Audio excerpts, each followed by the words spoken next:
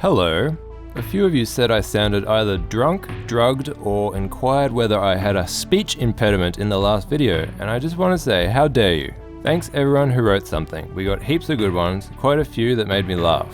The first one is from João Santos, and I'm sorry if I pronounced names wrong. Randy comes behind him saying, "Hey there, handsome. I see you are enjoying a little tourist on tourist hardcore relaxation. Want to join in?" I won't do the Randy voice unless I have to because it's really bad for my throat. I like this one because it nails Randy. She would look at a bunch of people having some innocent fun and describe it in an unnecessarily sexual way, just like that. Sahap Ekichi, or Akisi, and sorry again, I'm sure I'm not pronouncing your name, says, Fernando felt that wisdom could be acquired from strangers from around and noticed milk dripping down from the nipples of the fat guy laying in front of him. How was he able to produce milk? He had to know, and walked towards him to hear his sage advice. Would this ability help him defeat a goat demon in the future? I considered going with this one, maybe just up to the sage advice part. I like that Fernando is really upset about something and immediately gets sidetracked by some guy just sitting there lactating, and he's like, I have to get to the bottom of this. Zane Anderson writes, in every direction, Fernando saw happy couples sharing succulent love emotions. Fernando's traumatized hippocampus inflated and prolapsed inside of his pulsing skull. Soon, all of the female beachgoers' faces shifted and morphed to resemble the face of Rebecca, Fernando's muse, glove master, and epicenter of grief. I love the hippocampus prolapse sentence. I think that is a fantastic way to describe someone losing their mind over something. This is from Keys McCormick. He knew something bad was about to happen, and suddenly a dolphin appeared on the beach. It was the king of the ocean, Doppel Lindgren. As the people gazed at his manly chin and his hairy chest, Doppel Lindgren revealed that he was in search for help.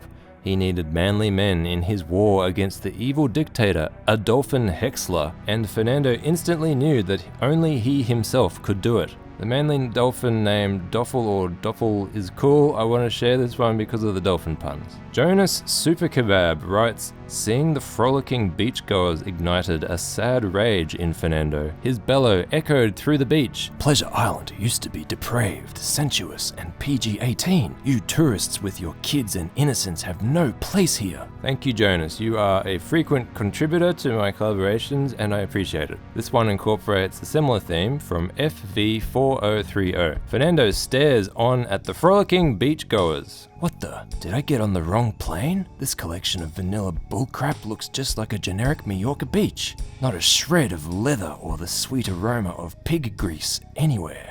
I've been gone too long. I like this and Jonas's from earlier because they reference the change on Pleasure Island, which started out as a lawless paradise filled with degenerate deviants. The deviants at first made dishonest brochures to lure tourists to the island, where they were exploited and converted to their ways. But over time, they became attracted to the wealth that the tourism brings. And now there's a new resort and legitimate tourism, and the original inhabitants are marginalized and treated as curiosities. I imagine there are parts of the island that the tourists are told not to go, which is still wild and free. Anyway, I don't think Fernando would mind this too much, and I think in later times he depends on the resort for work as an entertainer. This story could be set in the early days of the tourist invasion when Fernando was a recent arrival to Pleasure Island, or could be later. This one is from Suck Ass Loser, and he's working with the same idea. Pleasure Island was not what it used to be. Once a festering cesspool of lustful depravity, increased tourism saw the getaway become sanitized. He decided he must set off and locate Pleasure Island's founder.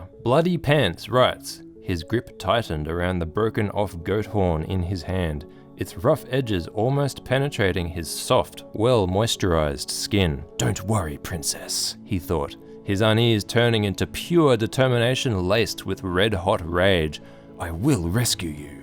This one is good because it references his fabulous goat princess and nicely sets out some conflict. This is from Ark Hayes. On a day like this, sweltering and littered with bodies kicking up the specks of sand, he knew that there was no way in hell that he could protect his object of desire from becoming sullied. His luscious, fruity yogurt was already emitting tears of condensation as the unforgiving heat of the sun beat down on the two of them. And this is from ZC. As Fernando wandered the beach, he searched for his favorite frozen yogurt shack. He needed a snack to quell his inner demons. He couldn't do his man-whoring on an empty stomach. As he approached the shack, it appeared desolate and abandoned, sans for an eerie green glow. Upon closer inspection, Fernando found that an alien pod had crash-landed into the yogurt shack overnight. Both of these are really nice, they set lovely scenes, but I don't want to go straight to yogurt in page 2. The occasional yogurt reference is cool, but I'd prefer this was not a story about yogurt. David Nishball writes, days ago, Fernando had received a phone call from a young woman named Lavenza. She had spent the last decade tracking down his whereabouts. Lavenza claimed to be Fernando's true-born daughter, conceived in a cocaine-fueled dervish of lust in the Philippines early in his man-whore career. Now they were to meet for the first time at this very beach at this very hour, and Fernando would make the ultimate decision. This is a cool idea. I don't think Fernando is quite old enough to have an adult daughter. I suppose Lavenza could be 12 or 13, but she's been searching for 10 years, so I don't know. Ashoten 2021 says, Fernando kept his eyes locked on the treacherous sea, despite his desire to join in the fun. He couldn't allow his vigil to waver lest the foul denizens of the deep wriggle their hungering tentacles up to the surface, eager to penetrate the unprepared and vulnerable buttocks of the merrymakers. I think that Fernando as some kind of Lovecraftian lifeguard is a cool idea. Bruno Jose Riolon. Fernando shit in its own hand and throws it at the people in the beak, screaming, "My shit have amazing heal properties." I always enjoy the ones where the characters just get suddenly destructive or obscene in an unexpected way. Always makes me chuckle. This one's from Turnvol. In the corner of his eye, he see the sand move.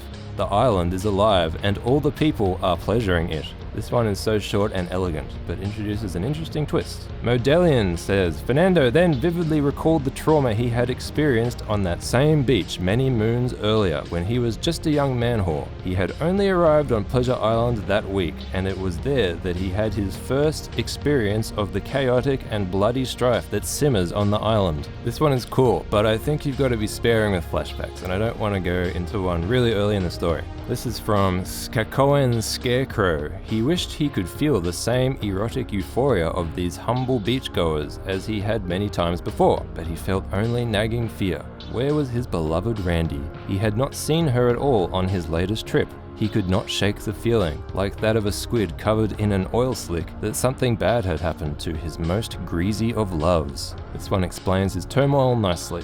Jesse Session says, Fernando, disillusioned with his sultry, oily paradise, went to Manny's crab shack to ponder what went wrong. Amidst Manny's protests against serving Fernando free crab, Fernando had an epiphany. I'd like it if the story does meander towards the crab shack, but we've only just started it on the beach. It needs to stay on the beach for a little while. All of these are great, and I'd go with most of them, but I can only choose one, and I'm going to go with this one from Olin Moore. Then came Apricot, a large man who had a fetish for ripping human hearts out of those he hates. Yes, this is getting me so fucking wet, he yelled as everyone ran, screaming in terror. Everyone, aside from Fernando.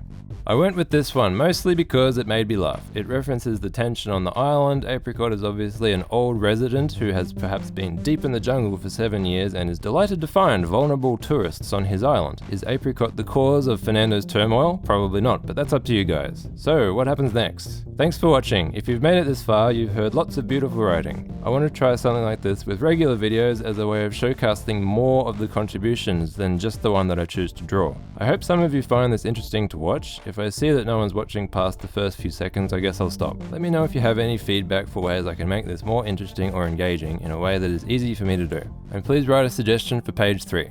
Bye.